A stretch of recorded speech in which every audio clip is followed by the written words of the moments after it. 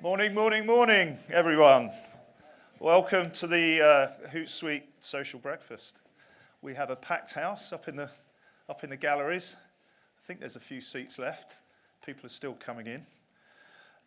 We really appreciate your attendance this morning. My name is Rob Coyne. I am the new general manager of Hootsuite in EMEA. This is week 5, so if you don't mind, I'd like to take a picture because my daughters don't understand or believe what I do. So I want you all to cheer. Right, let's get the gallery in then. Go on then, wait. Excellent, thank you for that. So I'm going to do my cabin crew bit, a bit of housekeeping, so please make sure your phones are turned off. We have fire exits there and there, and there's no free food or drinks anymore. So anyway, I am merely the appetizer to a smorgasbord of social delights today. So I'm going to be kicking off with social trends in terms of the report that Hootsuite has produced by interviewing and analysing conversations across 15 million professional users of Hootsuite. Yes, 15 million. We have enterprise customers. Over 800 of the Fortune 1000 customers use Hootsuite as a platform. And various analysts and industry experts that you will be hearing from later today. So welcome. And I have to say, the turnout has been fantastic. And we really do appreciate your attendance because I think within this audience, not just here, but next door in the overflow room, and also, Tara, is it 3,000 people online? Yes. There or thereabouts, so a well-attended gathering. So thank you. We appreciate you have very busy schedules, so we do appreciate your attendance. Thank you very much. So, Ryan and Amy are going to join me on the stage. Ryan from NFU Mutual. Amy is our financial services industry expert, so they're going to share some views around driving business growth through social. We then have a panel. We have Sid from Facebook. We have Jeremy from IBM. We have Mike from ZeroFox, and our very own Susan Perry is around somewhere. There she is in the front. So they're going to have a great conversation about achieving through ecosystems. Then Jeremy, who I have to say is the sharpest dressed guy here today. He's off to a fashion event later. You'll see him when he stands up. Very sharp. You can't compete with that today. And then we're going to wrap up, and then a great opportunity for networking. So please keep the conversation going via, what they call it, social media? Twitter, Snapchat, Instagram, WhatsApp, anything you like. But hopefully we're going to provide a forum today to inform, educate, and excite. So here we go. So, but remember, I'm 5 weeks in, right? So it's okay. Trends 2017. Let's take a look back at 2016 because we launched this report and there were 3 findings essentially: that social is the new front door, which is a terrible phrase. Who put that slide up? Social is a new front door. It's gone beyond likes and fans. It's a platform for advocacy. It's a platform for business. It really has grown in terms of its strategic capability for businesses in terms of driving competitive advantage. And you will see as work is now social that it's the professional network, your professional workspace and your own social workspace is merging. It's now a platform for awareness, advocacy, and driving competitive advantage. And video. So not many in the room, judging by the demographic, will remember that video killed the radio star, which was by, I think, Buggles. Was it Buggles? No, that's not right, is it? But it's a group in the 70s. Yes, that's how old I am, people. So anyway, we're going to talk about 2017 trends. I was talking to Jeremy before the session starts. Dark social rising. Dark is out there, people, and it's happening. And I don't think marketeers realise the actual impact of dark. So dark is being proliferated through messaging and in-app communication and sharing of content data. And it really needs to be addressed, because if you can't track that dark traffic, it's really going to be tough to show demonstrable return on investment, demonstrable kind of value from your own social media activities, and the ability to influence the boardroom about the value that you're driving as social media managers or heads of content, heads of brand, whatever. So big issue and needs to be addressed. Video, obviously it's out there, massive growth in video all over. And social is catching up with search discovery. We are seeing, previous to Hootsuite, I was with a business that specialized in paid search and paid social media. And I was there for 3.5 years. And you know, I worked with some of the largest direct response marketing agencies, particularly Google search, in terms of monthly spend in some environments where they were proving better metrics and better ROI. There was a particular e-commerce retailer in the north that was spending in excess of $3 million a month on Google search, but then started off very tiny spend in terms of its Facebook activity. But that was midway through the year. But come Black Friday, they were spending more in their Facebook channel than their Google channel and driving better results. So it's happening out there, and we're seeing it. Social commerce. Now, this is a much hyped topic in terms of the impact of social commerce, but it's beginning to happen. We're starting to see many of the social platforms evolve and actually give you the capability to buy in-app, via messaging, whatever. So it's out there and it's coming. Obviously, WeChat is the poster child of this particular subject, and I think saw its social commerce grow in excess of 100% last year. So APAC has really got hold of this, but we're seeing many of the platform providers like Facebook, Snapchat, Instagram, developing the ability to buy when in-app. So social commerce, we predict that 2017 will start to see this emerge as a major channel for marketeers. And then finally, organizations turn to connected workforces, and employee advocacy is one that we believe will also see the rise this year in terms of connecting all your social networks with your professional networks, and the ability to promote brands, promote awareness, and drive competitive advantage. So here we go. The 3 challenges, I think you are all aware of these. Organic is declining, as we well know. So you've got to pay to play. Shameless plug, but I'm going to put it out there. We acquired a business called Ad Espresso, who have been a Facebook marketing partner for a number of years and have driven an incredibly successful business in terms of paid ads in social. So you'll be seeing more from Hootsuite in this particular space. That's the only shameless plug I'm going to do this morning. And obviously, away from vanity metrics, and I think you all know that. I think this is no longer about fan base or likes. This is about demonstrable return on investment, demonstrable business benefit. So unless you can prove that to the board, to the exec, to senior leadership teams, we need to get them on board with it, because the benefits can be absolutely staggering. So anyway, here we go. The trends of 2017, dark social rise. It feels like a Batman movie or something. But you know, I've kind of talked to it already.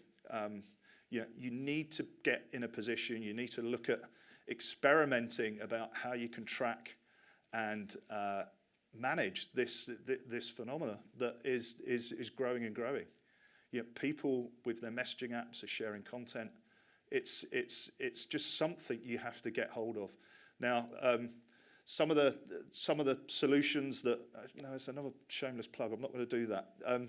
But Lift Metrics is a partner of ours, and tracking funnel conversion, tracking online to offline is absolutely required in terms of this particular topic matter, which will have an impact. So, video, again, there's loads of stats out there, and the analysts always talk about the impact of video, but it's all out there. We access hundreds of minutes of video each day, but we're seeing social platforms overtake the likes of YouTube as the destination for video. So it's shifting, and again, marketeers have to embrace the subject that is video. We've talked about how social is overtaking search in terms of a channel, and then the impact of that in terms of commerce. And again, the proliferation of channels like Pinterest, Instagram, Facebook. I think Facebook in EMEA is something around 2 billion a quarter now in terms of ad revenue. It's a staggering, just staggering growth. So, and then finally, the connected workforce. So we do have a solution for this, but I'm not going to plug it shamelessly. I'll leave that to the guys in the room. And but this is growing. This is growing, and we now have conversations beyond social teams, beyond marketing teams. We're talking with HR directors, and we're talking about exec, about how they can empower the workforce to drive competitive advantage. So that's one to watch this year. Now, I've rattled through that, thankfully. That was a slide deck of 51 slides that I reduced yesterday. So I've saved you some time, thankfully. So I'd love to hand over to Amy from our very own Hootsuite, who is sat on the call there, and Ryan from NFU to talk about business growth through social. Let's put your hands together for these guys. Thank you. Great. I think we're just going to grab some chairs here really quick. That'd be good, wouldn't it? We can sit on the floor. I mean, we did talk about sitting on the stage. Let's see if we got some chairs coming up. Well, okay, well, while we find some chairs, I'll make some introductions. So my name is Amy McElwain, and I lead our financial services vertical at Hootsuite. Our financial services is one of our largest verticals, and we are continuing to grow in this space, and we've got a lot of great clients like Ryan here at NFU. Do you want to talk a little bit about? Yeah, so I'm Ryan from NFU Mutual.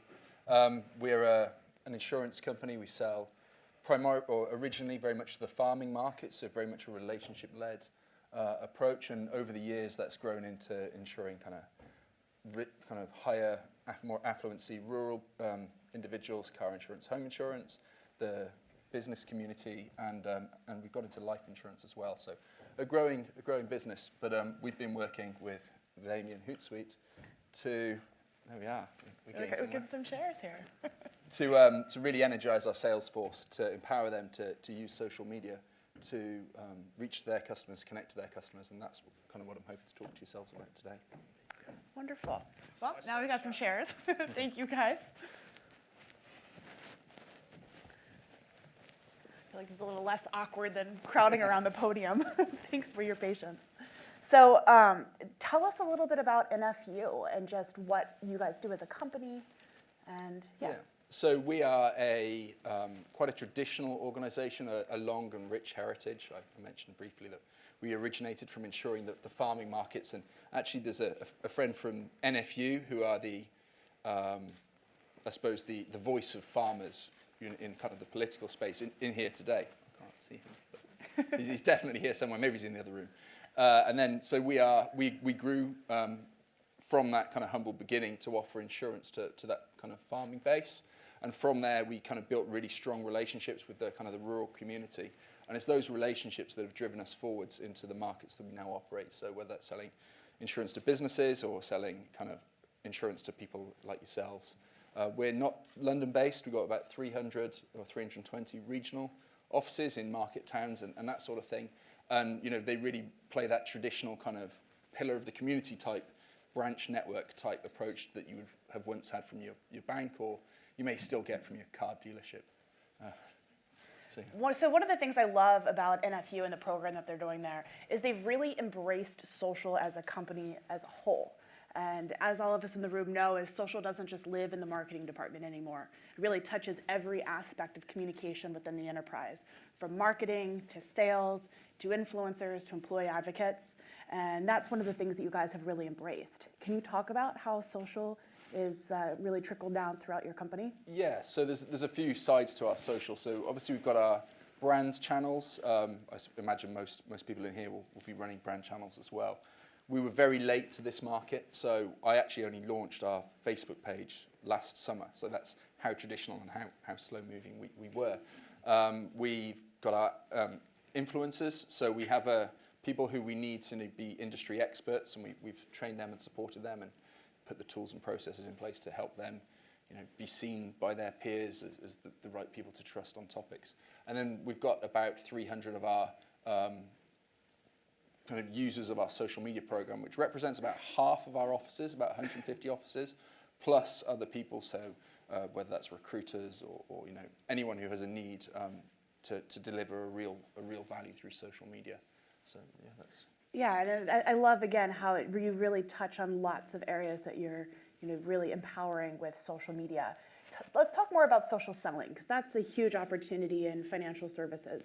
So how are you guys using this with your agents? Yeah, so I think we probably all realize underneath it all, we don't buy from businesses, at least not, I'm buying from Amy and Ed, and rather than I'm not buying Hootsuite, I'm buying the trust and relationship that I have with those guys. They're the people I phone when things go wrong, or when I see an opportunity that I want to seize. They're the people who are accountable.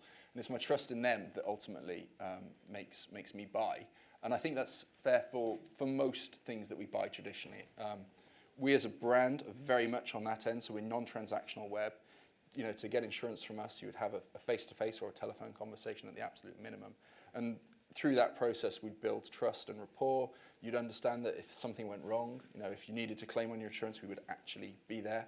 And and that's really where we grew from. So for me, I took the job at NFU Mutual because this traditional model, which I think plays to a lot of our values, is under threat.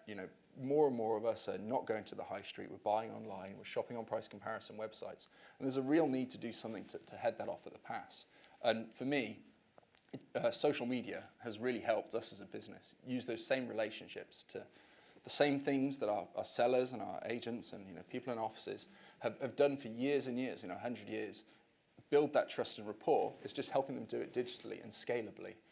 So for me, it's opening doors. It's getting people into places that are harder to reach. So they're writing more business.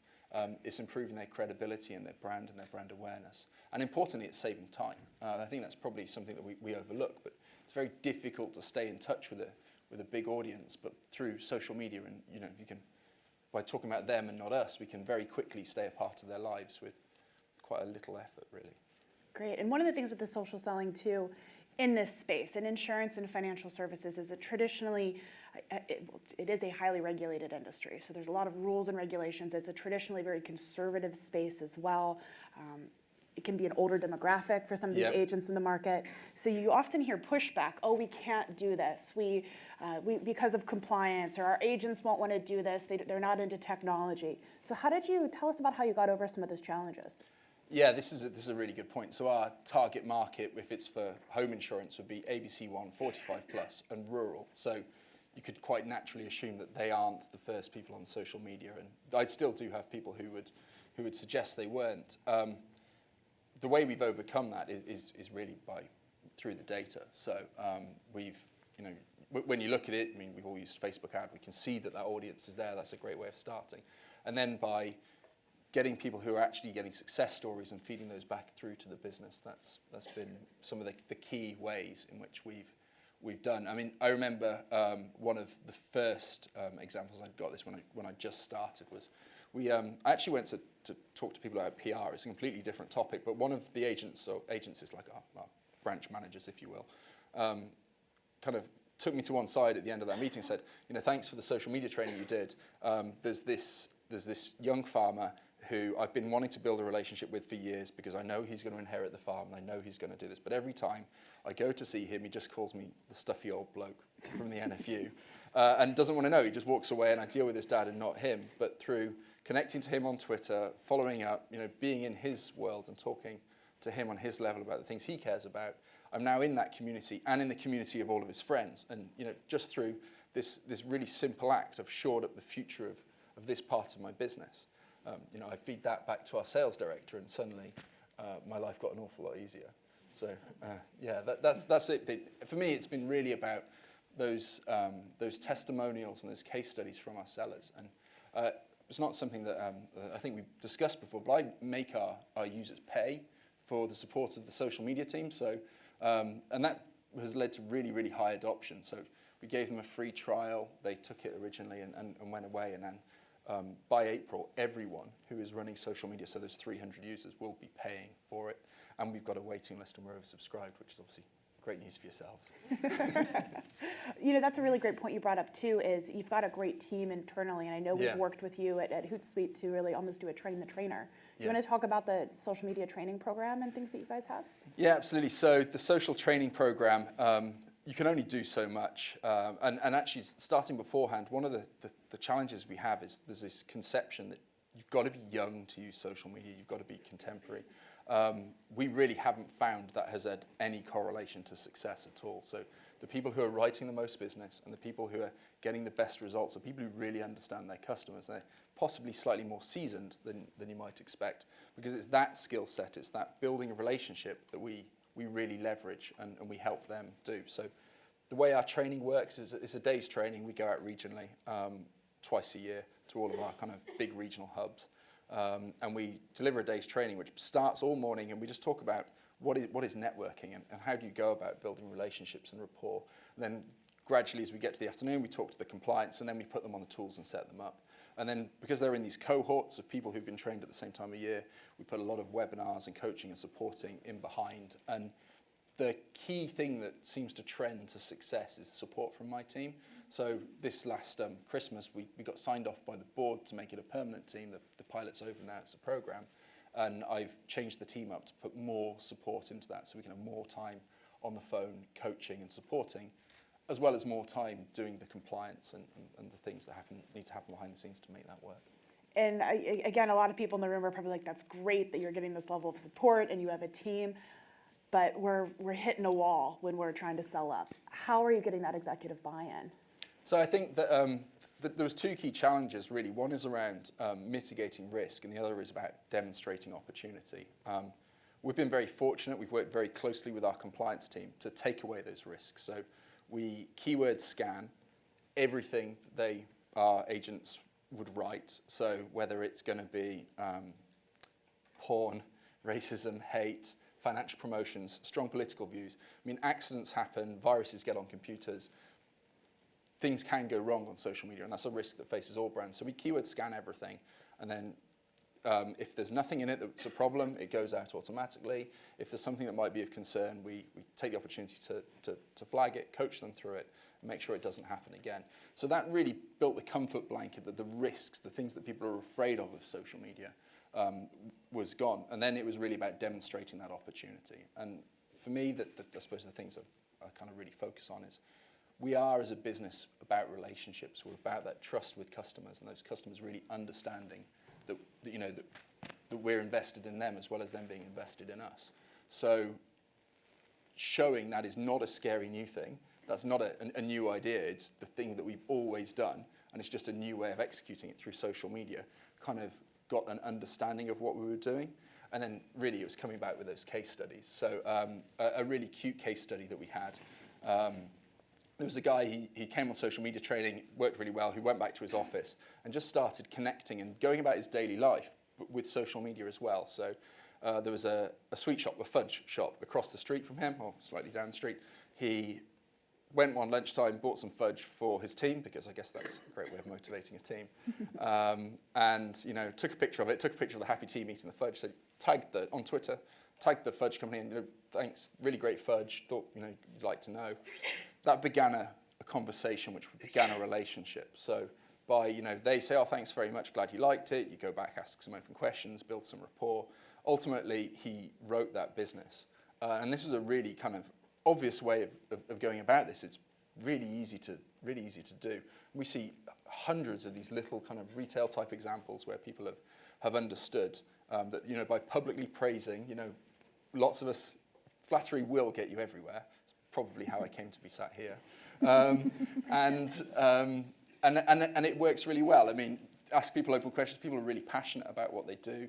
And by just capitalizing on that, they were able to write that business. And it's become a format that's been really scalable, and lots of our agencies are doing. So there's a Twitter list, actually. You can see all of our agencies if you want. There's about 150 of them. And they talk to their local community in the everyday way that you would naturally do, just also now publicly online.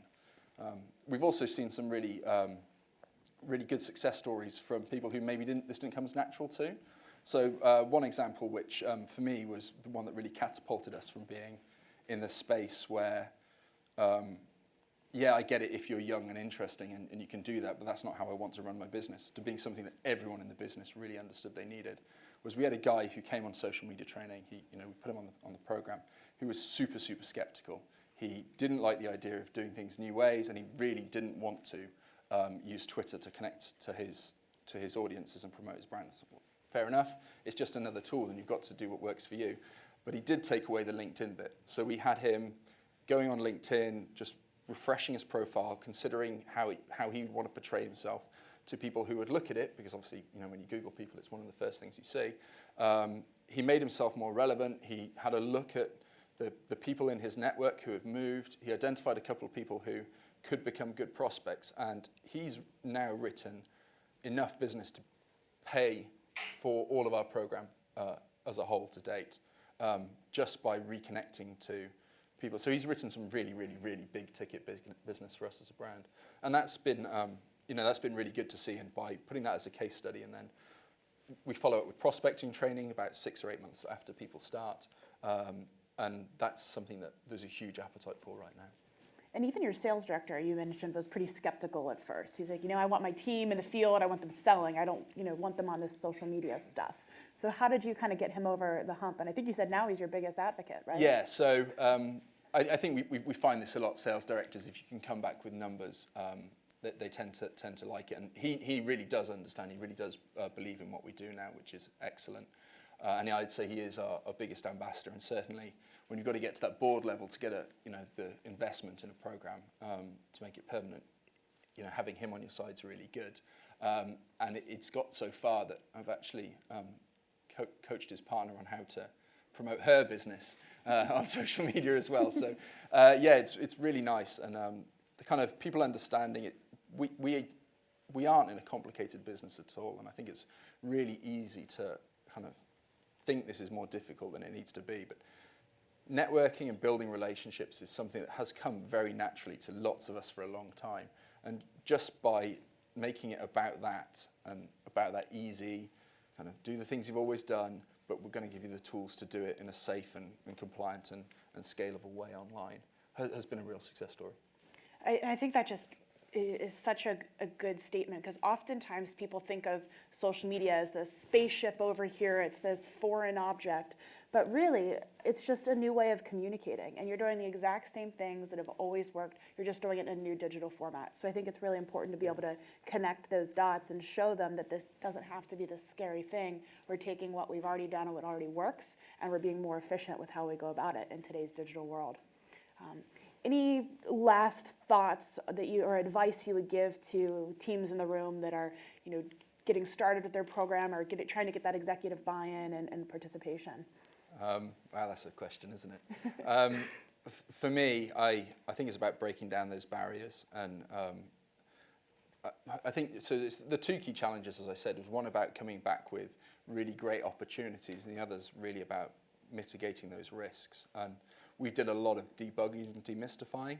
And actually, as I look here now, I think we're really, really well understood across our sales universe. But I've still got more work to do within our own marketing division, where there's a natural desire to use social media to push your messages. I mean, I think all too often social media has become not enough social and too much media. And if you can take the time to understand your customers, talk to them on their level, see the things that they're interested in and build rapport, that was really worked for us. Whereas, if we write, here's something great that we've done, kind of, no one wants to talk to that guy. So that's probably my overarching advice, is to make it as much about the customer, the end user, as possible. Great. Well, thank you so much for joining us, Ryan. Thank you. And next up to the stage, we have Rylan, I believe, is coming up. Thank you. Thank you.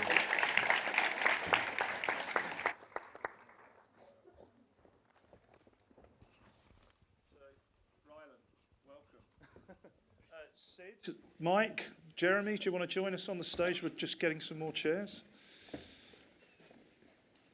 There we go.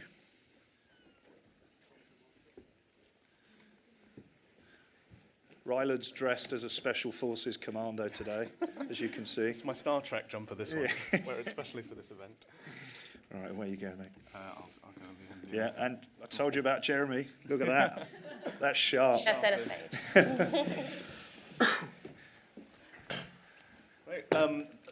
Great to be here again, and I'm so excited about this panel. We've got a really great lineup of people for you. It's the quarterly edition of the panel, isn't it? It's great. So I think the first thing to do is, if everyone can give an introduction of who they are, what they do in their company, and what your company's about. Sid? Hi, Sid from Facebook. Not sure I have to describe what we do. But I work in our marketing partner program team, and basically my role is to put advertisers in touch with partners just like Hootsuite. My name's Susan Perry. I'm the Senior Director of Global Marketing here at Hootsuite. So hopefully you all know what Hootsuite does.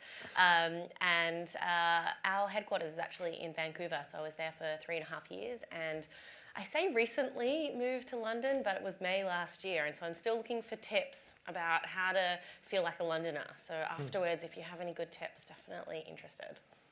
Cool. Hey, everybody. My name's Jeremy. I'm an evangelist at IBM. I have the privilege of being able to travel all over the world talking about some of the cool stuff that we do, which is pretty cool. Hopefully you're going to see it later on. We work with the biggest AI in the world as well with Watson, so we're going to maybe get into some of that through the chat.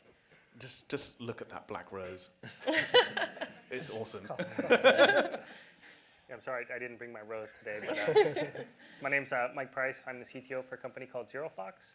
We're one of the leading companies dedicated to security on social media. So.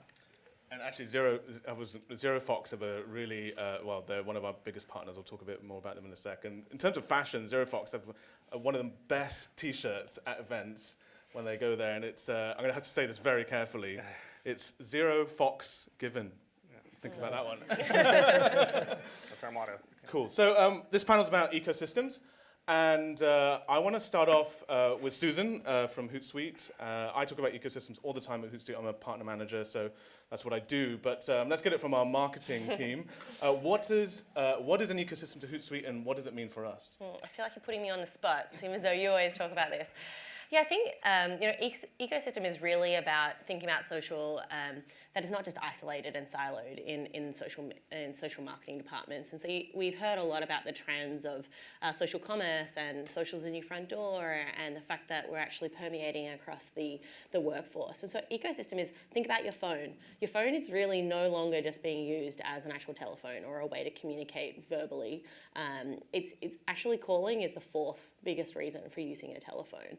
And the rest is about the apps that are on there. And so our ecosystem at Hootsuite is a very similar thing. If you think about social, it's all of the conversations that are happening and going through our dashboard, but it's really what do you want to do with that conversation? So we have an ecosystem that spreads across technology stacks in existing business systems. So think, for example, of social data and how you really want to layer that across existing business systems. So it could be CRM. So what happens when you actually have a social conversation with somebody? You want to be able to track to see what actually then happens with it. And a lot of what we're going to be talking about today is ROI. And the ecosystem really does help a lot with ROI because it's taking social outside of its, outside of social jail and really making sure that it's accessible and then measurable across the business. How'd I go? That's all right. Okay, That's good. Good. I'll give you A+ for that one. So Sid, Facebook obviously has grown massively through partners and its ecosystem. So why is the ecosystem important to Facebook, and why does it invest so much into it? Okay, so that's a really good question. One of the reasons why we rely heavily on the ecosystem is that we realized really early that we couldn't build everything. And partners, they are builders just like us, but they enable our clients to go the extra mile. So obviously, I love the story about NFU. And what's interesting is that in a perfect world, they would have been able to do that on our own interfaces. But being in the industry they're in, they needed structure, they needed the scale, and that's not something we're building for. So having partners like Hootsuite that are enabling them to go that far is really what makes the ecosystem that amazing. Excellent. And obviously, we've recently just become an FMP with Hootsuite Ads, so there'll be more to come from our relationship shortly. Exactly. Mike, so ZeroFox, one of our biggest partners, and would love to know from your point of view why partnership with us is really, really helps and what it does for your business, but also what it means for customers, most importantly, as well, and where that goes for your business. Sure. I mean, I think on the ecosystem topic, or on the topic of how ZeroFox complements Hootsuite, for us, a lot of what we do is precisely around the topic that Sid just mentioned, which is that Facebook can go 99% of the way there, but they may not meet the specific needs of every company or of every marketing team or of every kind of like brand management organization. And so we're able to add value on top of this ecosystem by saying, hey, there's a security issue, maybe it manifests or affects your brand in a particular way, into an organization like Facebook. Maybe they haven't quite gotten to the point of tackling the issues that you're concerned with, but certainly since that's our sole focus, we sit on top of that ecosystem and add that extra protective layer, basically. And so Hootsuite, in addition to Facebook, allows us to also get that to the individual kind of marketing teams that are out there. So we provide the security for Facebook, for Twitter, for LinkedIn, but we still need to connect it to the marketing teams that are getting that content out to users. And so ultimately, we kind of rest on both Facebook's ecosystem and Hootsuite's ecosystem, and have our own ecosystem as well, really, where we let other partners and companies integrate with our solutions as well. So that's kind of how we view it. And I mean, because you're the CTO there, and so naturally, what do you see as the opportunity in terms of making your platform as open as it can be to the enterprise? Sure. I mean, we take a fairly standard approach in terms of exposing everything that our platform can do via APIs. We have developer programs, and we partner with different teams so that they can even tailor our kind of security add-on, in the way that they might need it. So it's kind of like a similar approach to what Facebook has, maybe, or Hootsuite has, but on a slightly smaller scale, and focused on the security issue. So. So just to jump on that, what's really interesting is actually the fact that this ecosystem, it emulates Facebook in the sense that, as you said, it's what we have at the moment works for 99% of our clients, and the 1% left are actually the most advanced. But not as in they are in a specific category, is that the rest is going to catch up. So like working with you guys really give us the possibility to see what's coming next and enable us to prepare for the next challenges we are going to face. And also I think it's good for you because you never stay in a comfort zone where you can only just be happy with what you have. You always have to be innovative because in a way you're competing against us even if we are partners. Yeah, and I think what we've seen there is that Facebook has a broad view. So if you have 1 billion users, you're trying to boil up security solutions for, sort of this horizontal slice, like everybody. And then when a customer comes to us that might be in the financial vertical or otherwise, they have very specific issues that are affecting them that may be a small problem when viewed from the Facebook perspective, but that's a big problem from the perspective of the financial institution, for example. And so we put all of our efforts behind what this particular customer needs, whereas Facebook has this much bigger kind of like view on those things. And so I think that's how we ultimately fit together and complement each other. So, yeah. So talking of like big views, IBM, small company. But what I'd really like to know, we're talking about ecosystem here, and IBM obviously acts as a system integrator, a technology company, consulting firm, everything. But what I think is really interesting would be sort of your view on how IBM can bring together, especially the data that comes from all these different points, and what's the future there with all of this disparate information coming from all the platforms that Facebook, Hootsuite, ZeroFox work with. Shit, we've got how long to discuss that? You've got your own keynote after this, so you can go on for ages. Shit, man. He swore. Sorry. I'm sorry. Tried once. I get excited. We are, fair enough. And you don't. This doesn't need to be a sales pitch about this is why we're awesome and 6th biggest brand in the world and blah, blah.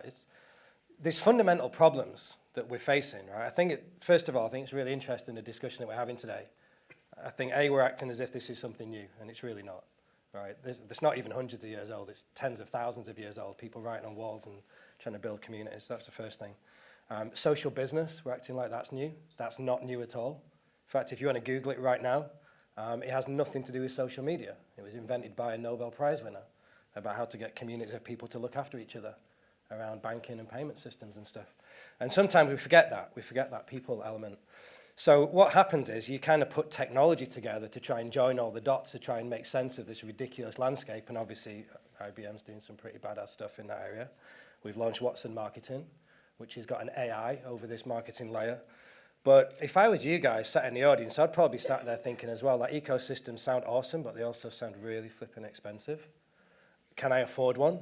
Am I ready for one? Should I start with something small, point solution, and maybe scale up when my business is a bit bigger? And we have those conversations with brands that are huge, as well as the tiny startups. We were talking about startups in Israel before. There's another phrase, we talked about dark social before. If I was you guys, I'd search dark MarTech. I didn't know the conversations were going to go down this route, but search dark MarTech. The guy that invented it is called Scott Brinker. You remember the big graphics you've probably seen 1,000 times with 10 million logos on them? You know, the ones with like the 3,000 different marketing vendors? Yeah. So he creates that. And he says that dark MarTech is a problem that we don't realize yet is going to be a big problem. Because what happens is everyone runs around trying to get the cheap solutions and piecing together their own little point solutions, cheap or free, to build their own marketing cloud. And what they don't realize, and we're seeing this in the US because they're about 18 months ahead, that by doing that and having a system that doesn't integrate, you have no single view of a customer, you can't build communities, your data's all over the place. So the biggest problems that some of these brands are facing, when initially they felt like they were doing the right thing, are actually trying to get out of these big contracts that they bought. So you've got to build on a platform. Yeah. Challenge to you guys is which platform do you build on based upon what your objectives are? Because if you look at any of them, we worked at Salesforce together, I worked at Adobe, I know a lot about the marketing cloud space. They're all completely different. But if you look on their websites, they all say exactly the same thing. Very true. So going on to a bit about ROI. So by the way, we'll be opening to questions very soon because I know there's going to be loads of questions. We'll have mics around. You can also try and attack me on Twitter. It will come up on my Apple Watch, and I'll be looking at this in a rude way. So if you have a question, and it gets enough beeps, and I'll share it from here. But do think of some great questions. One thing I wanted to ask Sid around ROI is, does a like mean anything to a business? What does it mean anymore? So I'm glad you're asking this question because it was touched on in the intro. Yeah. And at Facebook, we have a saying which is, likes don't pay bills. And it's as simple as that. I think that it gave us a lot of visibility. A lot of brands wanted to have basically more likes than the competitors. But I think we pivoted at the right time to understand that likes were not enough, and we really had to focus on business objectives. So from now on, you mentioned the vanity metrics. That's everyone's worst nightmare at Facebook. Actually, I know some of the sales guys who refuse pitches because it was only about likes. We want to be a real partner to our clients. So to do that, we need to make sure that we are making them grow as a company, as a business, and we can't just focus on, as you said, the vanity metrics. I don't know if you guys know, but Facebook has 5 sets of values. Move fast, be open, it's pretty known. My favorite one is called build social value. And what's interesting about that is that it's really about making sure that whoever works with us is actually going to get more than what we are taking. And that's why we really moved away from the likes and decided to focus on the business objectives, because that's the only way we're going to be relevant in 5, 10, 15 years from now. And so, Susan, like as a marketer, what do you find is the most important way to show value from social in our business? I mean, obviously we live and breathe it every day, but dog fooding here, as they like to call it. Yeah. I think maybe 2 different stories here. The first one is, we are a social company, but I also lead the social team. So Lizzie and we've got Mariam down here, which are on their computers not doing work because they've got deadlines. It's really that they're the social team for here in Europe.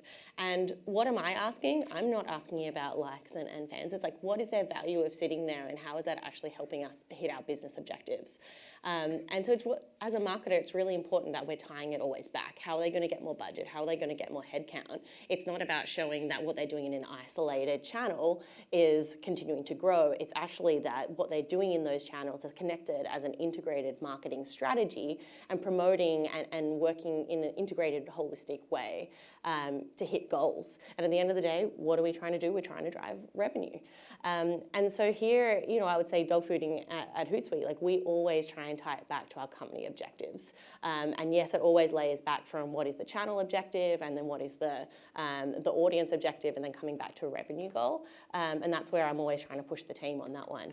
But the second one is an example of one of our customers is eHarmony. And we were having a conversation with them over the past few weeks because they've been really trying to prove the value of social to their marketing director and their VP of marketing. And so eHarmony, as you probably know, is a dating company. And they're really trying to build meaningful relationships. And I had a look at some of their stats to date. They've got 2 million marriages have come through their eHarmony platform, which is pretty cool. But they have a 4% divorce rate as opposed to 40% of standard relationships, which I think is pretty cool. But what they were trying to show is the value of their social channels, both from an organic and a paid perspective. And so what they started off with tests, and I think that this is the one thing that hopefully I can impart on you, is start small. Because going and asking for a complete new budget or new headcount, it's going to be hard to justify. But going out there and testing and piloting new things is going to be really successful. And what they actually found out was almost to NFU's point of don't tell your story, tell your audience's story. So they tested a whole heap of different content, and their testimonials and case studies by far drove the biggest click-throughs to their website, and then ended up in sign-ups, and then ended up in happy marriages. But the key thing was they weren't actually able to just track all of that web activity through social. They actually had to connect it up with Google Analytics and then their own CRM platform. And so the story is like you can't just think about it in an isolated way. You've really got to connect with your broader digital team, and then connecting that then with, if it's your sales team or whether it's your online marketing team, to be able to make sure that you're delivering success. Cool. And I was trying to find a quote. Can I just comment on that? Because we go to one extreme or the other.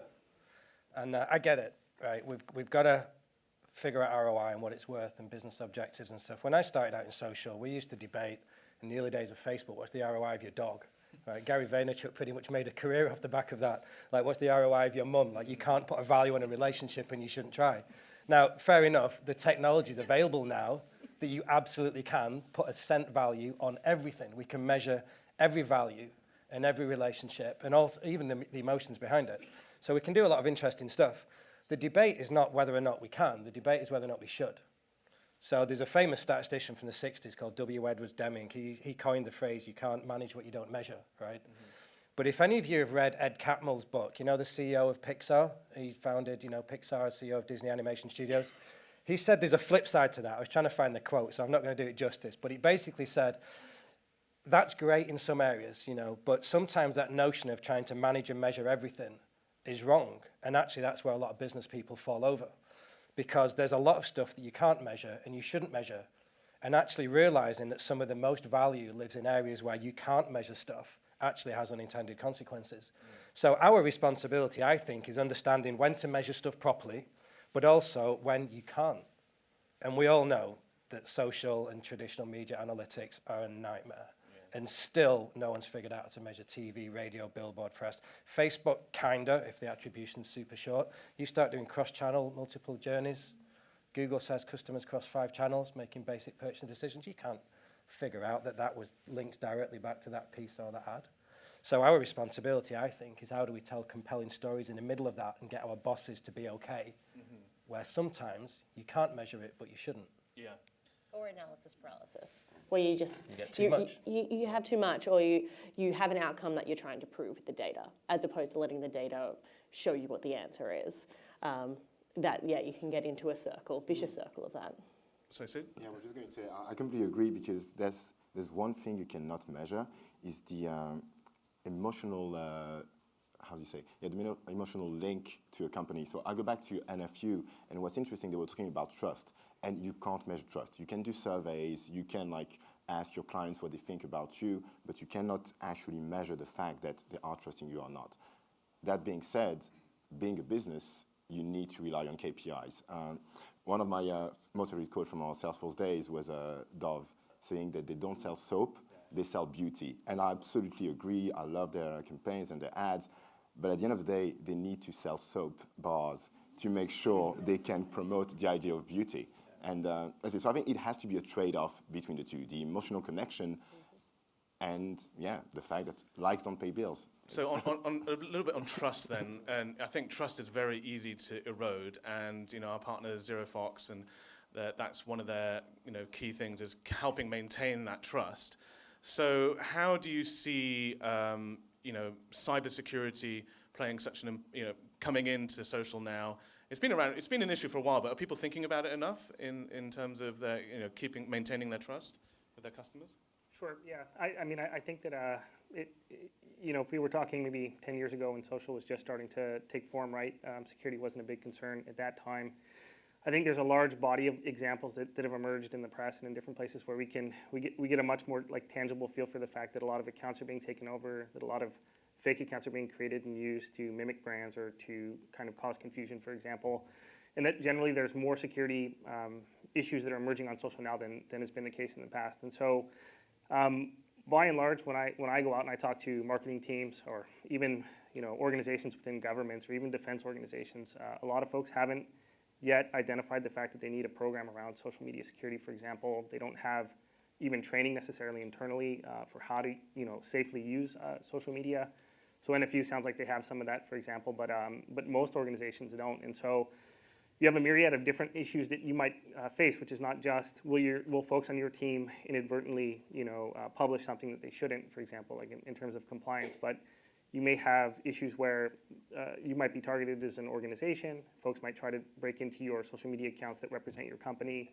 Folks might profile or footprint your employees on LinkedIn, for example. A lot of people are incentivized by things like likes to paint the most verbose picture and the best picture they can about themselves. And so they'll create a LinkedIn profile and they'll put everything about their job, their current role, the place they went to for school, and all these different things.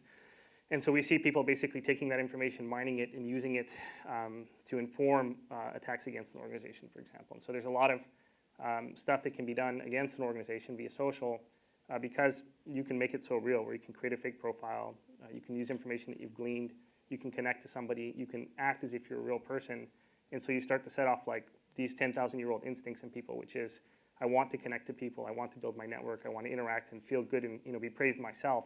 And so bad actors can leverage that to trick people basically into do bad things. And so even though that's the case, and even though we see a rise in the media and we measure a rise amongst our customers, most folks don't yet have sort of the awareness that they should have on this topic. And so in terms of working with Hootsuite and working with the different social networks, our goal is ultimately to help companies that depend on social, that invest in social to make their brands valuable, for example, and to help their customers understand that there's a door that's if this is the front door, it may not necessarily have a lock on it, and that you should be thinking about what can happen if your brands or if your accounts are abused and so on and so forth. So I have one horror story that I remember, and I'm not going to say who it was. I think they're a client now, but it was from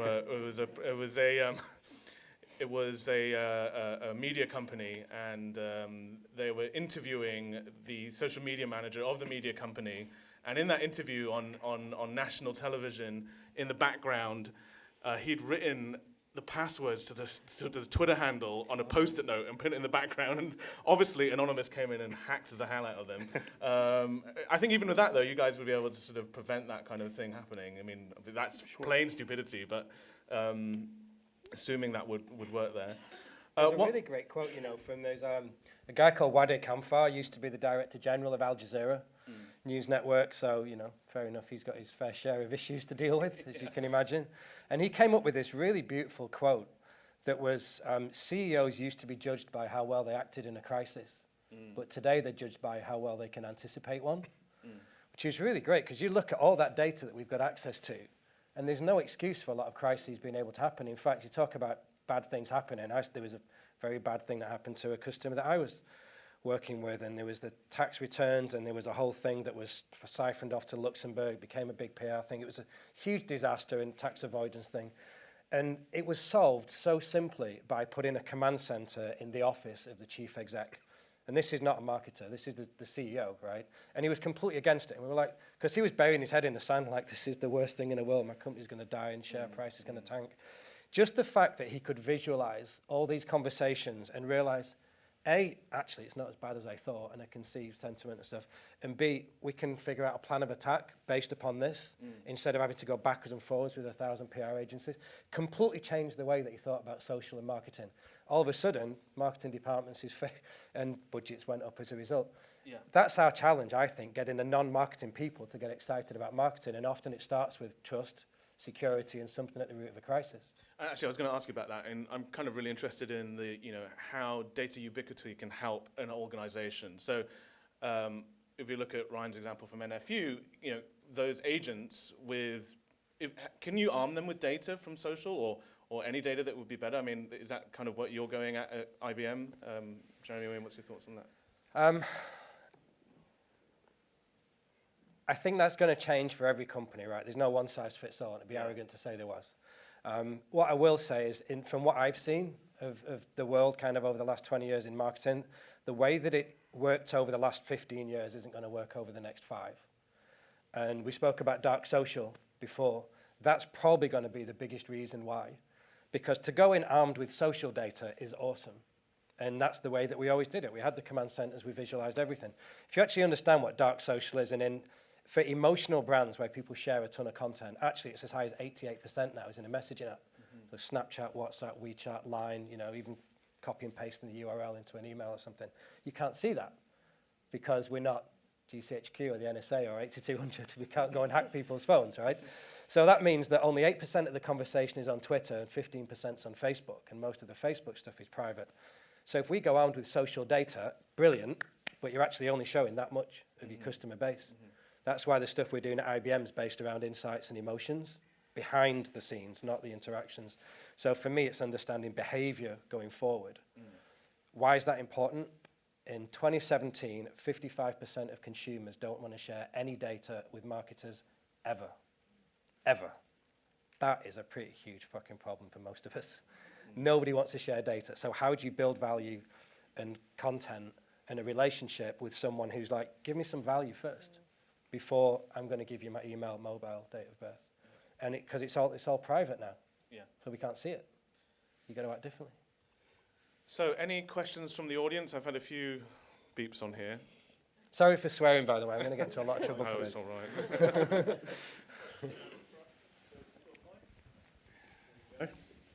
Sorry, there's a bit of an overflow. I'm making my way down.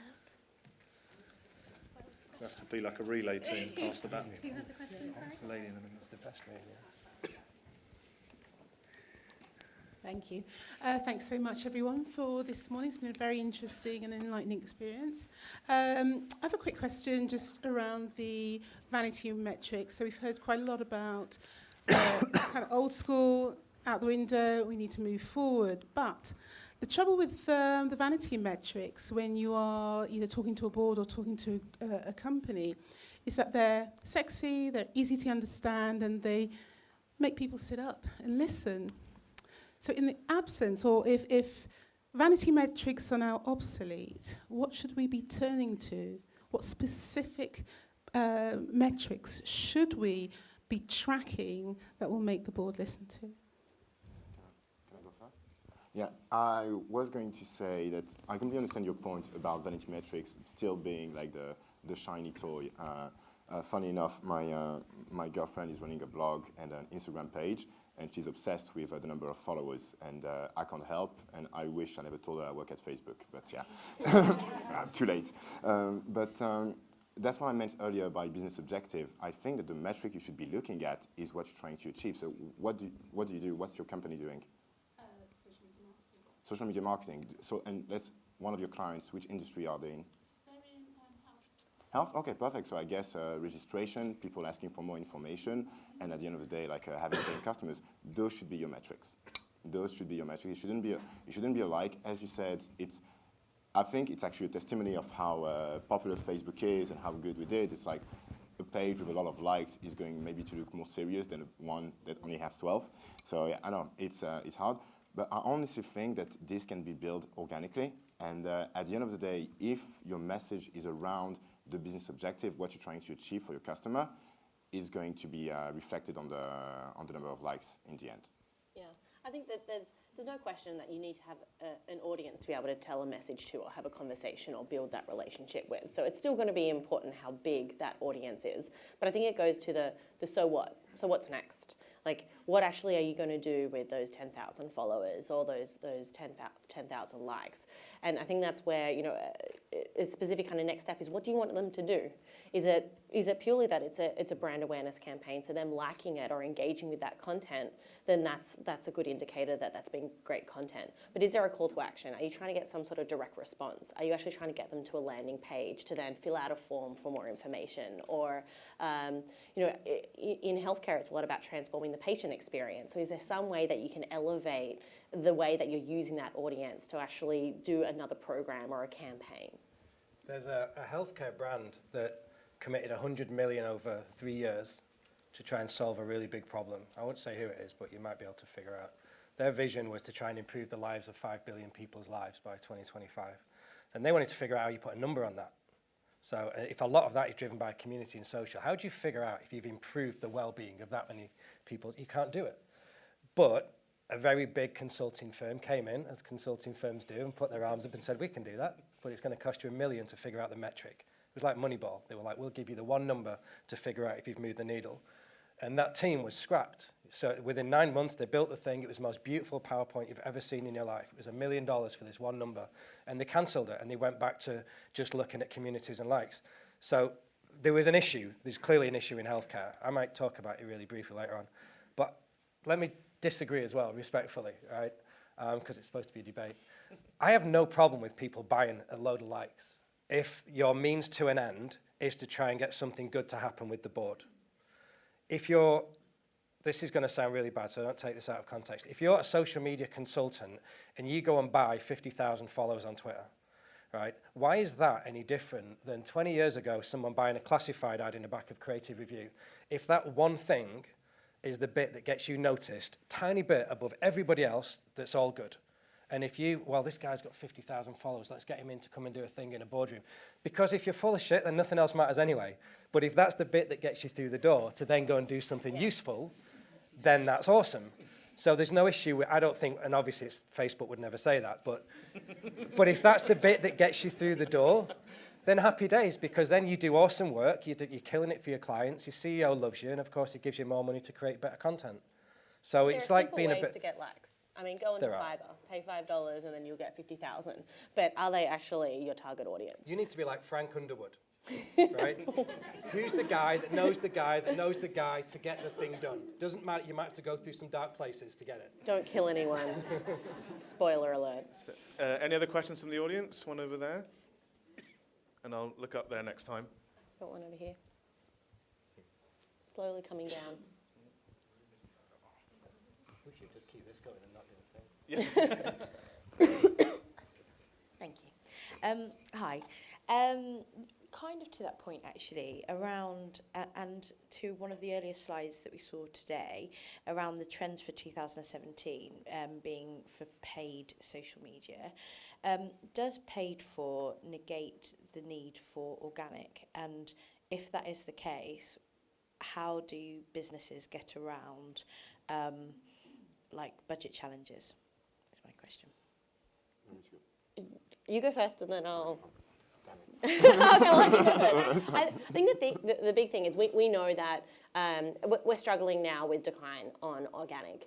And so people aren't seeing those messages as much as possible. And so what we see is that you need to have owned, you need to have paid, and you need to have advocacy as well as a three-pronged approach that isn't equally weighted. It's a balance depending on what industry you're in, what audience you're trying to hit. But the key thing is with organic, it's a great testing platform to be able to understand what works before you then go and put it into paid. And so we see that balance between organic and paid it needs to be there. And oftentimes your paid then helps with your organic, and then your organic helps with your paid. So you can't isolate them, they actually need to work together. But the key thing is often we see in marketing organizations that organic is owned by a different team than the paid team. And so you often need to actually bring them together to be able to say, what are you doing here, and actually working much more together. So I would say you can't separate the two, they need to be working much more together. Exactly. Okay, so for us, I work at comparethemarket.com, and we've got on my Meerkat channels about 850,000 followers, but engagement has declined over the last, I don't know, year or so, and we'd never been in a space where we had to actually put paid for behind much of our content. So to the point about vanity metrics, some people at our organisation are kind of like, oh, that one's only got 1,000 likes or what have you. You know, how are we going to kind of bridge that gap and get back to where we were before? So we're kind of in a position whereby it would be a huge step change to be putting paid for behind absolutely everything. So it's just, yeah, around that really. And I guess to that, I would say test and learn. And so if you actually think about the whole marketing team, they would have budgets that sit across digital, not just on the social budget. So maybe it's actually going to your boss and saying like, hey, could we carve out a little bit of their budget and we'll see what we can do over here? Because we do see that there are budgets are moving from digital over to social more, and I'm sure your competitors are doing it. So test it, learn it, prove it, and then you'll get more. Burberry's doing some really awesome stuff, actually. They're using our command centres at the moment. They're going to be launching them at Fashion Week. Their show, I think, is Monday. And they're using command centres to try and balance organic and paid. Now, historically, they've just killed it. They're like one of the best in class on Facebook, right, with KLM and kind of the Cokes and Red Bulls of the world. But what they're using now is cognitive command centres, where they will send out all the tweets, for example, of the show. And what the girls are wearing. Instantly, you know, we're helping to power, no IBM ad intended, but the second the girl steps foot on the stage, instantly, all the commerce channels are unleashed and every single item is available. They're calling it seamless seasons now when you can buy it instantly. But what's really clever is that they're able to see in milliseconds which bid is going to trend, and then also to predict of these 10 pieces of content, this one based upon this audience is most likely to have this impact.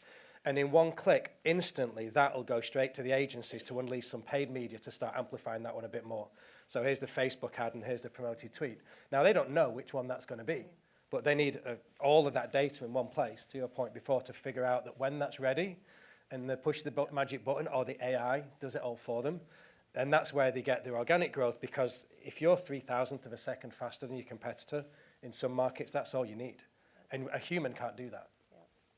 Sid, do you want to add anything to this? Yeah, I was just going to say, so on the difference between organic and paid, and it's my personal opinion, I think that they both serve the same objectives, but you don't have to run them, like you don't necessarily have to compare them in doing the same thing. So paid is an amazing tool, it's an amazing way to acquire new customers or raise awareness about your brand. I actually see organic as a way to drive conversation. So earlier we talked about trust, about the emotional connection between a brand and the people. And again, my personal opinion, but I think I would use organic more for that than the rest. And a very good point about there are digital budgets out there. Run a test. You'll see. I can tell you won't be disappointed. Great, thanks so much. Anyone upstairs got a question? I've got a question on my Apple Watch. Okay. Apple Watch asks, this is from, I think it's Blink's Tester, so asking about influencer marketing and the metrics. So I guess, how do you measure influencer marketing? Is it measurable, and is it something that's valuable? Susan. Influencer marketing. So again, this is about how can you get your brand out to a bigger audience. So it's really thinking about them as an amplification channel, bringing more credibility and just extending. So what I would say is you look at their reach, and if they're, for example, posting on your behalf or engaging with a conversation, are they actually unlocking a new audience that you didn't have access to? And by association, is your credibility increasing? Those would be the two areas that I look at. I don't know if anyone else has. I just mentioned, the thing is with influencer, you've got to look at what influencer is, the term itself. You're forcing people to do things that they wouldn't have normally done. And as marketers, again, sorry to go on the ethical, moral piece, but we forget that. You know, you're forcing people to do stuff they wouldn't have normally done. And how do you create such a beautiful story or something so compelling that people would want to? A lot of influencer campaigns are just so flawed because it's based upon whatever those metrics are to figure out, well, here's the guy with the followers that gets the reach of the thing.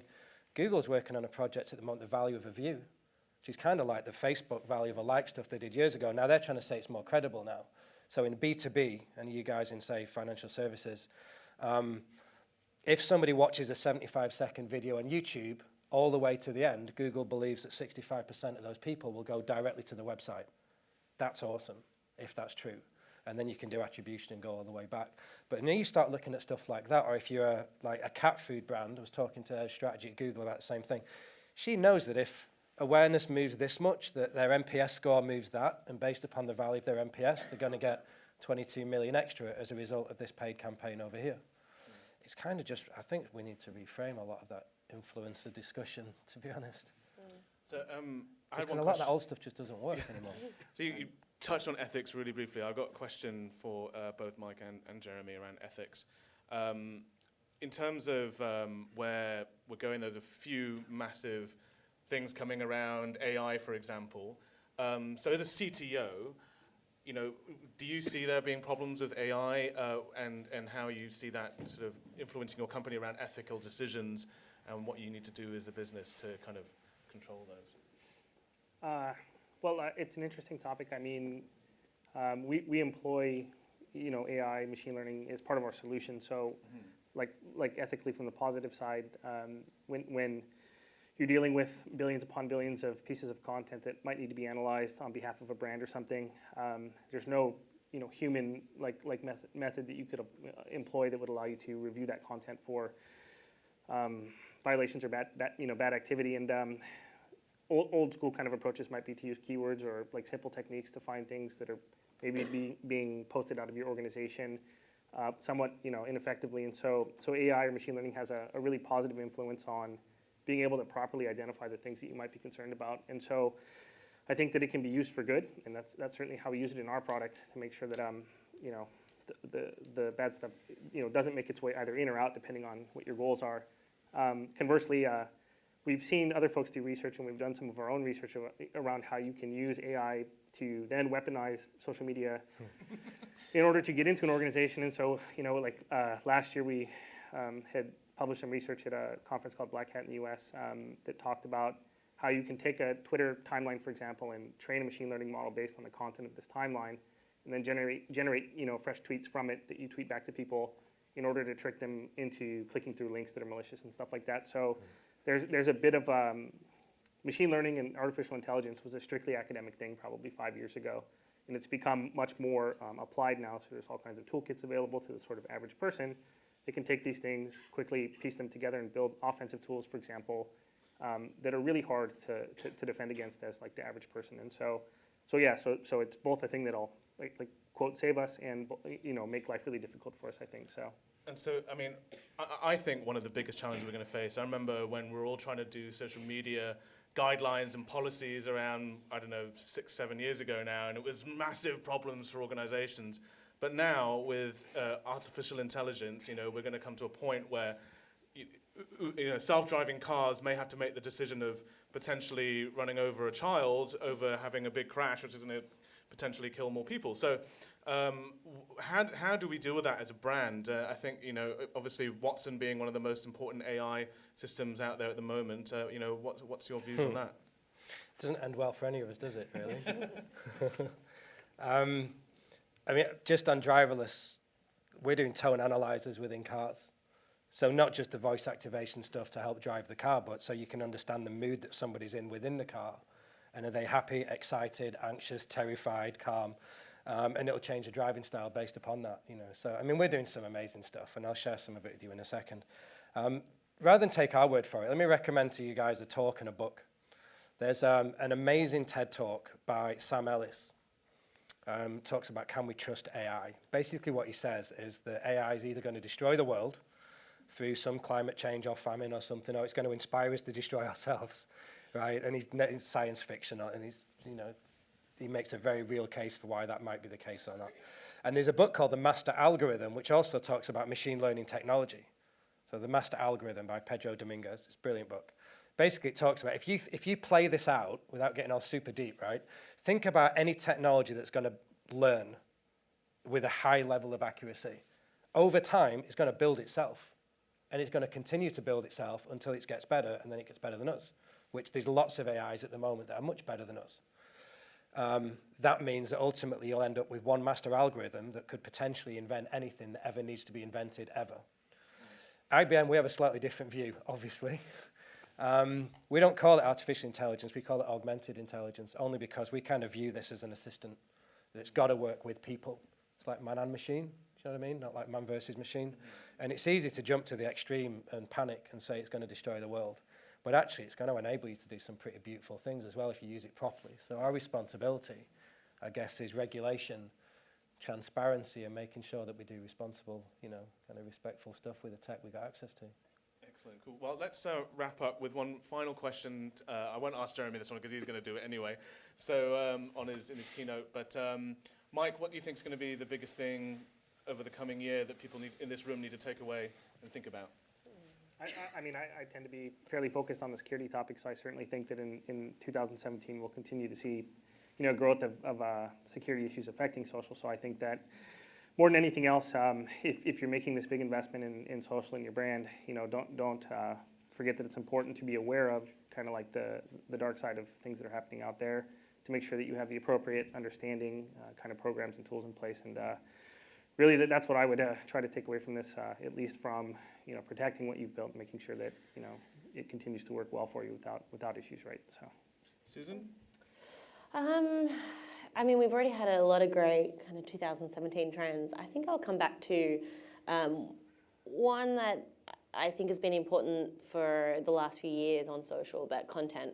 And I think a lot of times we're very publishing just messages and content, and video we were talking about earlier is going to be a key thing. But I think there's an opportunity on social that we can be a lot more scrappy these days. We see with Snapchat, we see with Instagram stories coming, everything can be a little bit more scrappy and easy for the marketer to be able to create short videos to really be able to connect and engage with their audiences. And so you're no longer needing these, you know, high quality scaled video teams. You can really just do it yourself. So I think that's one really easy takeaway for people in the room, to really try and utilize different channels to be able to engage with audiences. That's it. Actually, I was going to say video as well, but yeah, video and creativity. Like the fact that there's not one size fits all, and you really need to go like beyond the existing canvases. Two others I have. The first one is actually mobile. I know that, you know, we've been saying that for the past 5 years, but it hasn't been truer ever. It's like really mobile is what everyone should focus on.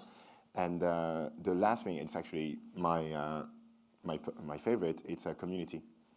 I honestly believe that this is underrated, and we can do much more when it comes to connecting people based on interest, based on what they care about. And yeah, community for me is going to be a big trend. Perfect. Look, well, let's give this awesome panel a big round of applause. Thank you very much, guys. And Jeremy, take your black rose and stand on the podium. There's loads of seats down here, by the way, if anybody wants to come in and sit at the front. All right, man, see you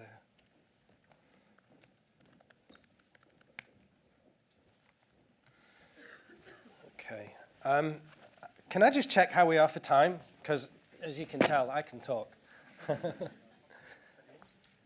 Yeah, it is, thanks. So are we okay if I take kind of 25, 30 minutes max of your time? Is that okay? I promise I'll try and share some cool stuff. I love that Sid just talked about community.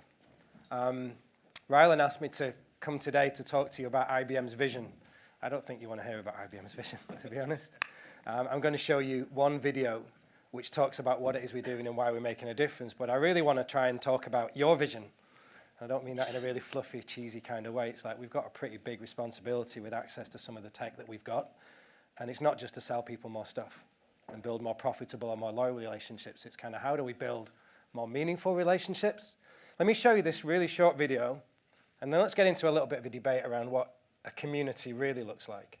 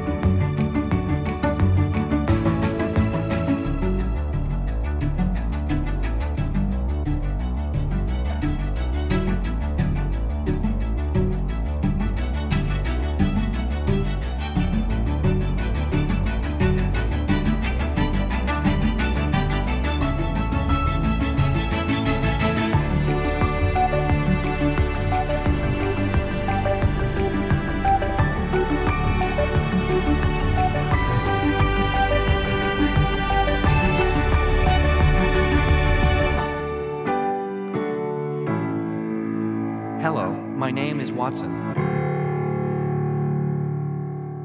I couldn't be more proud to work at a company that does some of that stuff. And I don't, forgive me, I don't mean that to be a sales pitch in any way. All of what you saw is pretty much marketing technology. I'm reading this at the moment, which is amazing. Javier Sanchez Lamadas, Marketing. It's about how do you get people to fall in love with brands? How do you get people to fall in love with ideas or causes or communities? And can you even get people to fall in love with brands anymore? Is that even possible? So I thought, well, let's discuss that. Right, let's discuss kind of what community really looks like, and is it even possible to do some of this stuff, and can we get people to fall in love with brands anymore, or does that not actually work? I work for Watson Marketing, so we have a marketing solution. More than happy to talk to you about it later on. You can chat to me. We're not going to do that today. Huge marketing cloud, does at scale, managing millions of customer journeys, et cetera, et cetera. It's awesome. Buy it. That's not what I wanted to talk to you about. I never realized up until last night when I was going over the slides. Today is actually, there's no word of a lie, the 5th anniversary of my first ever social media job when I got sacked for gross misconduct. I was one of the first heads of social media in Europe, and I ended up I was at Phones For You before they did dark things and fell over. And we did some pretty interesting stuff. I was a very provocative brand, pretty much marketing to 13 to 17-year-old girls with pink Blackberries, and trying to sell lots and lots of phones as quickly, as fast as possible. But social became this thing that grew incredibly fast. Got this great piece of advice when I started. We were talking about social media is the one area of business where you don't need to outspend your competitors in order to beat them. I really like that because it's organic, and I had no money. I had $120,000 budget for what was a multi-billion-dollar brand. I had no money, literally, to do anything with. And they were like, well, go and build communities, go and try and do stuff. And the first campaign I did was this. This is what ended up getting me sacked. It's very ancient now. This was in the very early days of sort of social when brand pages were around. And we did these things where we just had a campaign. No matter how much money we had, I just split it 60-30-10. 60 on media, 30 on content, 10% on measuring did it work. And that 10%, 5% was at the front to figure out what to do, 5% was at the end to figure out did it work, yes or no. Figured out that no one's really valuing the likes. The CEO used to come up and say, how many likes have we got, how many followers, and he was kind of measuring it and put it on this great big board, but he didn't really care. Until one day I was with customer service, and I found out that actually, no matter how they got somebody's attention, if they filled in a form on the website, and it was a validated form and you understood their data, so they're most likely to upgrade their phone or change their contract, based upon all the conversion metrics, and I can say this now because they're not around anymore, was £32.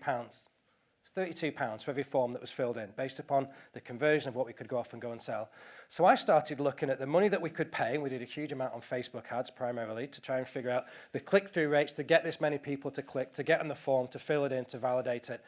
So I started going to the COO and saying, I need $25,000 to do a takeover. And he was like, well, okay, how much data are you going to get me? So I'll get you 10,000 names, 10,000 times. So you're going to get me $320,000 worth, pounds worth of data, and it's only going to cost 25. And he kept signing it off. Within 9 months, our budget grew from 120,000 to 1.2 million, became the biggest telco in Europe. grew super, super fast. I got invited all over the place to go and talk about how we did it and how we grew communities and built these takeover models, and then got sacked for gross misconduct because he said, you're really sharing too much stuff. You're sharing with our competitors and they're going to be able to steal the strategies, which of course they're not, because it's social. We're supposed to share and be completely open. So I wanted to try and touch on some of that stuff later, because that's not where I came from. This isn't Gordon Gekko with the red braces. I desperately wanted red braces. I wanted to work in the stock exchange. My favorite movie in the world, I'll never forget when I watched it. It was like, that's what I want to do. I had my Commodore VIC-20. I wrote the code to try and make it look like Bud Fox's database. And then I'd try and imagine myself as a stockbroker. And it was like, this is what I want to do. I'm going to try and make some money, be an entrepreneur, go and do some interesting stuff. I ended up studying theology and maths at college, maths and further maths, because people and numbers. I thought, there's something in this. I don't quite know what yet, but it feels like we've got lots of people that are good with people, and we have lots of other people in business that are good with numbers, but often there's not many in the middle.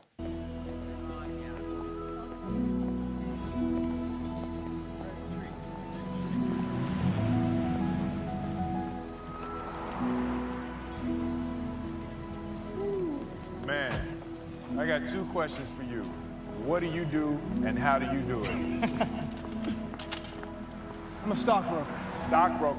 Oh, had to go to college to be a stockbroker, huh? You don't have to. Had to be good with numbers and good with people. That's it. Hey, you take care. Hey, I'm gonna let you hang on to my car for the weekend, but I need it back for Monday.